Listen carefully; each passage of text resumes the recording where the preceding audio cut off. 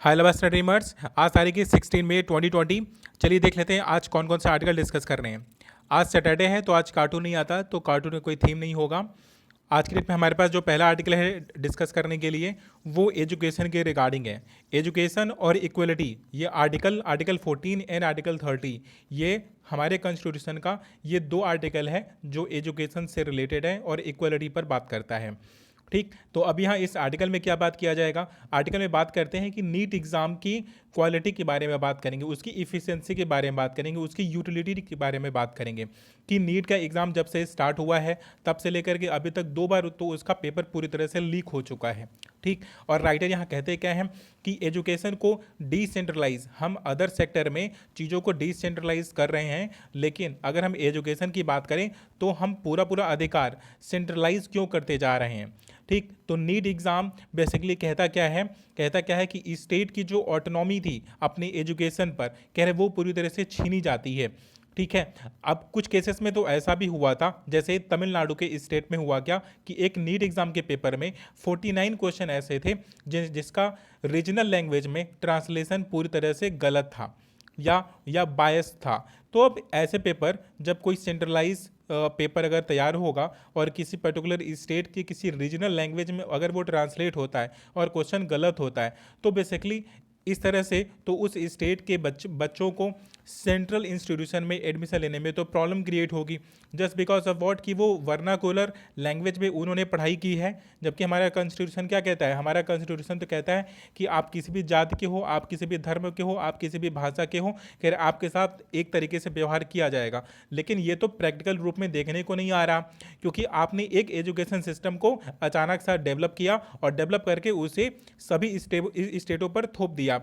जबकि होता क्या है कि जो मेडिकल की प्रिपरेशन होती है वो 1 साल या 2 साल की प्रिपरेशन तो होती ही नहीं है। कह रहे इसमें तो लोग 4-4 साल से 5-5 साल से प्रिपरेशन करते ही रहते हैं। और समहाउ अगर किसी ने 10+2 क्वालिफाई किया जस्ट, और आपने तुरंत ये वाला फंडा लगा दिया, तो ये तो उसके फंडामेंटल राइट का भी तो वायलेशन हो गया।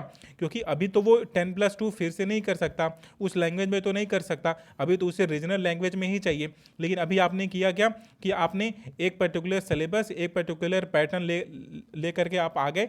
और जबकि जो ऑटोनॉमी थी स्टेट की, जो स्टेट की यूनिवर्सिटीज़ थी और जो प्राइवेट के इंस्टीट्यूशंस थे, वहाँ पर जिस तरह से सीटें भरी जाती थी, जिस क्वालिटी में सीटें भरी जाती थी, कुछ जगह पर क्वालिटी तो इंप्रूव हुई, कुछ जगह तो क्वालिटी गिर गई। ठीक, तो साउथ के इंस्टीट्यूशन की बात करें इस पूरे आर्टिकल में, तो साउथ के इंस्टीट्यूशन के बारे में लिखा गया है। इसमें बताते क्या है कि जो एंट्रेंस एग्ज़ाम तमिलनाडु में हुआ करता था, कह रहे उसका क्वालिटी नीट के एग्ज़ाम से ज़्यादा बेहतर था। और होता क्या था, जो लोग क्वालिफाई करके उस नीट एग्ज़ाम उस स्टेट बोर्ड के एग्ज़ाम को या उस यूनिवर्सिटी के एग्ज़ाम को क्वालिफाई करके आते थे, कह रहे उनका परफॉर्मेंस उस यूनिवर्सिटी में ज़्यादा बेहतर था, बिकॉज क्योंकि वो उस तरह से पेपर को सेट किया जाता था वहाँ के इंफ्रास्ट्रक्चर के रिगार्डिंग, वहाँ के सिलेबस के रिगार्डिंग। लेकिन अभी होता क्या है कि एक तरह का पेपर सेट कर दिया जाता है और जो बच्चे एग्ज़ाम को क्वालिफाई करके आते हैं वो उस यूनिवर्सिटी में या उस सिस्टम में फिट नहीं बैठते हैं जो सिस्टम ऑलरेडी डेवलप्ड है। ठीक है, तो पहला पहला केस तो यह हुआ कि आपने पूरी तरह से एजुकेशन सिस्टम को सेंट्रलाइज कर दिया। फिर सेकंड थिंग बात करते हैं, क्या ये स्टूडेंट के लिए फ्रेंडली है क्या। क्योंकि आप तो ये बोल करके आप नीट को लेकर के आए हो कि ये तो स्टूडेंट फ्रेंडली है, लेकिन ऐसा बिल्कुल भी नहीं है। क्योंकि होगा क्या कि किसी पर्टिकुलर ईयर में अगर किसी बच्चे की तबीयत खराब हो गई, ठीक, और वो किसी एक पेपर में नहीं पहुंच पाया या उसका एक पेपर खराब हो गया, तो अगर स्टेट के डिफरेंट इंस्टीट्यूशन अगर एग्जाम करवाते रहेंगे तो उसके पास अनदर अपॉर्चुनिटी रहेगी बिना ईयर को लॉस किए किसी दूसरी इंस्टीट्यूशन में जाकर के एडमिशन ले ले। लेकिन अगर आप यूनिवर्सली अगर आप केवल एक ही एग्जाम कर दोगे, तो अगर उस एग्जाम में पर्टिकुलर अगर स्टूडेंट फेल हुआ तो फेल, पास हुआ तो पास, कह रहे हैं इस तरह से तो पूरा पूरा ईयर चला जाएगा। और इस प्रकार से एजुकेशन सिस्टम का जो ईयर लॉग होता है, कह रहे वो भी बढ़ता जाएगा। कह रहे ये वाला सिस्टम भी अच्छी बात नहीं है। फिर कहते हैं हुआ क्या कि 2013 में तो नीट के पूरे एग्जाम को ही अनकॉन्स्टिट्यूशनल बोल दिया गया था। कह रहे थे कि स्टेट की ऑटोनॉमी पर जिस प्रकार से इसने आरोप प्रत्यारोप किया था और जिस प्रकार के इसकी ट्रांसपेरेंसी पर सवाल खड़े हुए थे, कह रहे 2013 में तो यही हुआ था, क्योंकि 2 बार तो पेपर लीक हो चुका है इसका। और पेपर के लीक होने के बाद भी सिलेक्शन के प्रोसेस में और मेरिट के प्रोसेस में, कह रहे हैं इसमें पूरी तरह से धांधली देखने को मिली है। इसमें वो ट्रांसपेरेंसी नहीं है जो स्टेट गवर्नमेंट, इवन जो साउथ के जो इंस्टीट्यूशंस थे या इंडिविजुअल इंस्टीट्यूशन थे, वो जिस ट्रांसपेरेंसी को मेंटेन करके चलती थी, कह रहे नीट एग्जाम ने ऐसा कुछ भी नहीं किया है। ठीक है। तो ये इस पूरे आर्टिकल में इसी एजुकेशन सिस्टम के सेंट्रलाइजेशन की बात करते हैं, पहली थिंग। और दूसरी बात, ये नीट के एग्ज़ाम को ही ये पूरी तरह से फ्लॉप बताते हैं। कहते हैं कि आप सीबीएसई पैटर्न पर, क्योंकि पूरा पूरा जो कंट्री है वो एक पैटर्न पर पढ़ाई नहीं करता। अगर यूनिवर्सल सिस्टम रहा होता, सभी सभी स्टेट बोर्ड या सभी सेंट्रल बोर्ड अगर एक ही बुक पढ़ रहे होते, एक ही पेपर पढ़ रहे होते, तब अगर आप इस सिस्टम को अप्लाई करते तो ये बात तो वाजिब थी। लेकिन अब डिफरेंट डिफरेंट बोर्ड है, डिफरेंट डिफरेंट सिलेबस है, लेकिन आप जब आप एग्ज़ाम कराओगे, जब आप किसी पर्टिकुलर इंस्टीट्यूशन में एडमिशन की बात होगी, तो उसको एक अलग, एक यूनिक सिस्टम वाले बच्चे के बराबर का सिलेबस पढ़ना पड़ेगा।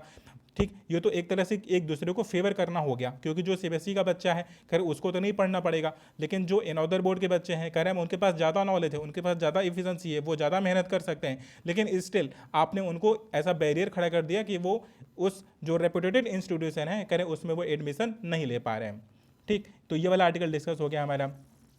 नेक्स्ट आर्टिकल बात करते हैं, ये बिहेवियर की बात करें। कह रहे लॉकडाउन ने, कह रहे क्वारंटाइन ने, कह रहे बिहेवियर में किस प्रकार के चेंजेस किए हैं। ठीक है, फिर बात क्या करते हैं कि इसमें इसमें अच्छा भी हुआ है और इसमें बुरा भी हुआ है। लेकिन अब साइकोलॉजिकली एक पर्सन अगर घर के अंदर पैक रहेगा तो बड़ी ऑब्वियस है, क्योंकि क्या है कि ह्यूमन क्या है, सोशल एनिमल है, तो उसको सोसाइटी में इंटरेक्शन तो चाहिए ही रहेगा। और अगर वो सोसाइटी से इंटरेक्ट नहीं करेगा तो एक प्रकार की खिंच पैदा हो जाती है। ठीक है, और कुछ बिहेवियर के चेंजेस की बात करते हैं, जिसे सोशियोलॉजी में बोला जाता है सिंबॉलिक इंटरेक्शनिज्म बोला जाता है। ठीक है, एक कॉन्सेप्ट है उसमें सोशियोलॉजी में। तो ये सिंबॉलिक इंटरेक्शनिज्म का हम अप्लाई कहाँ करते हैं, हम टोबैको को किसी पर्टिकुलर पर्सन से छुड़ाने के लिए उसका उपयोग करते हैं। कैसे करते हैं कि जो तंबाकू का पैकेट होता है, कह रहे उसमें बड़े बड़े पिक्चर्स हम पोस्ट कर देते हैं कि ये क्या है, कि ये हानिकारक है, ये नुकसानदेह है। ठीक है, तो बट स्टिल लोग जानते हैं, लोग अवेयर हैं, स्टिल उसको पीते हैं या उसका सेवन करते हैं। तो राइटर का कहना क्या है कि जो बिहेवियर होता है, कह रहे हैं नॉलेज से, इंफॉर्मेशन से, कमांड से नहीं बदला जा सकता है। अगर किसी पर्टिकुलर पर्सन को प्रॉब्लम है, अगर घर के अंदर रहने में अगर प्रॉब्लम है, तो आप उसको नॉलेज दे करके, आप उसको कोई फियर दे करके, आप उसको किसी प्रकार का सिमुलस दे करके आप उसके बिहेवियर को आप चेंज नहीं कर सकते। उसका बिहेवियर है कि वो बाहर जाएगा, वो इंटरेक्ट करेगा, तो उसको इंटरेक्ट करना ही होगा। अगर वो नहीं करता है तो वो डिफरेंट में भी सुखी सोसाइटल केस वहाँ पर हो सकता है। ठीक, इस पूरे आर्टिकल में राइटर इसी की बात करेंगे, हैबिटेट क्या होता है, ठीक, हैबिट किस तरह से डेवलप होता है। ठीक है, और सिचुएशन की बात करते हैं कि लॉकडाउन में लोग कैसी कैसी प्रॉब्लम फेस कर रहे हैं अपने घरों में। ठीक, जिनके पास हॉबीज़ नहीं है, जिनके पास फ्री स्पेस नहीं है, तो वो क्या क्या कर सकते हैं, ये पूरे आर्टिकल में इसी पर बात करते हैं।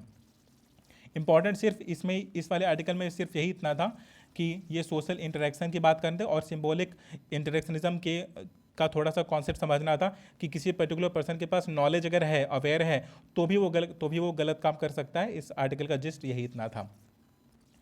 फिर हमारे पास जो नेक्स्ट आर्टिकल था वो डिस्कस करने के लिए, वो ये था कि जो लोग बाहर से आ रहे हैं, ठीक है, कोई बाहर से आ रहा है तो उसको बोला क्या जा रहा है कि आप 7 डेज आप पब्लिक प्लेसेस पर क्वारंटाइन हो जाओ।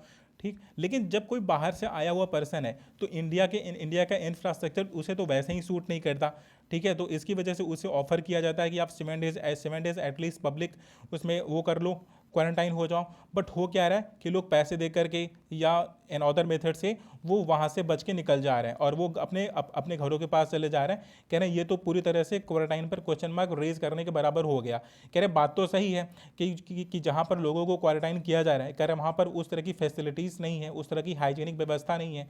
ठीक, और वहाँ पर वर्कर भी काम नहीं करना चाहते हैं, तो एक तरह से एनिमल वाली स्थिति हो गई है। ठीक है, कि आप किसी पिंजरे में किसी जानवर को आपने बंद कर दिया और आप दूर से खाना दे रहे हो, दूर से पैकेट फेंक दे रहे हो, तो कहते हैं ये तो ह्यूमैनिटी की डिग्निटी के अगेंस्ट है। तो इसकी वजह से कोई क्वारंटाइन में रहना ही नहीं चाह रहा है। ठीक, और जब कोई क्वारंटाइन में रहना नहीं चाहेगा तो इस वायरस के स्प्रेड होने के चांसेस कई गुना बढ़ जाएंगे। ठीक है, तो इसी पर बात था। ये पूरा आर्टिकल छोटा सा आर्टिकल था, ज़्यादा कुछ इसमें है नहीं।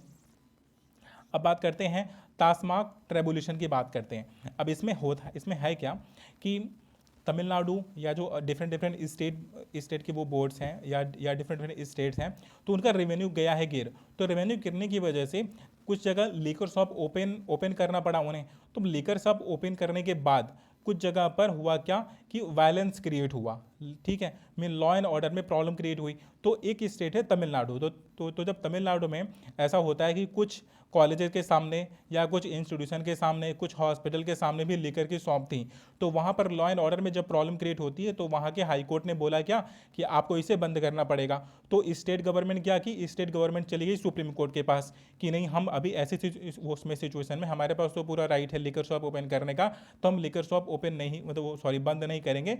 ये पूरा आर्टिकल उसी पर बात करते हैं, कहते हैं कि ये स्टेट इतना ज़्यादा ईगरली वेट कर रहे थे लिकर शॉप को ओपन करने का, अपनी रेवेन्यू को डेवलप करने का, कि अब ऐसे केसेस आने के बाद भी यूजुअली होता क्या था कि स्टेट तुरंत एक्शन लिया करती थी, लेकिन अभी क्या कर रही हैं कि अगर लिकर शॉप ओपन है, वहाँ पर कोई प्रॉब्लम क्रिएट हो रही है, तो उससे वो समझौता कर ले रही हैं। क्योंकि बात यहाँ पर क्वेश्चन क्या है, वहाँ पर रेवेन्यू की, अपने लोगों को सेवाएं देने की, अपने लोगों को सेवाएं देने के लिए क्या चाहिए, पैसा चाहिए। और पैसा आएगा कहाँ से, टैक्स से आ सकता है या इस प्रकार के रेवेन्यू से आ सकता है। क्योंकि तमिलनाडु ने किया क्या है कि उसमें टैक्स भी रेज कर दिया है, जो लिकर शॉप्स थी और उनकी बिक्री पर क्या किया है कि टैक्स भी रेज किया है। तो इससे तमिलनाडु के बोर्ड की या तमिलनाडु स्टेट की क्या होगी कि रेवेन्यू भी डेवलप होगा।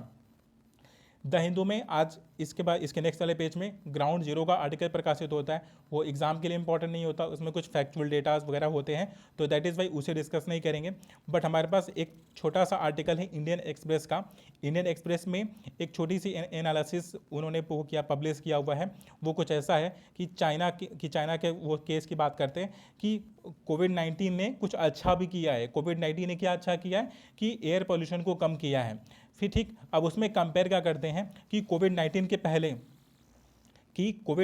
पहले क्या क्या था कि कितने लोग मरते थे और कोविड-19 के बाद कितने लोग मरे हैं, ठीक है। तो उसी पर प्रॉपर एक एनालिसिस किया, प्रॉपर एक रिपोर्ट लिया। उसमें बताते क्या है कि कोविड-19 के बाद एयर पोल्यूशन से मरने वालों की संख्या जितनी गिरी है, कह रहे हैं वो नंबर मतलब जिनकी लाइफ बची है वो नंबर कहीं ज़्यादा है जो लोग कोविड-19 से मरे हैं।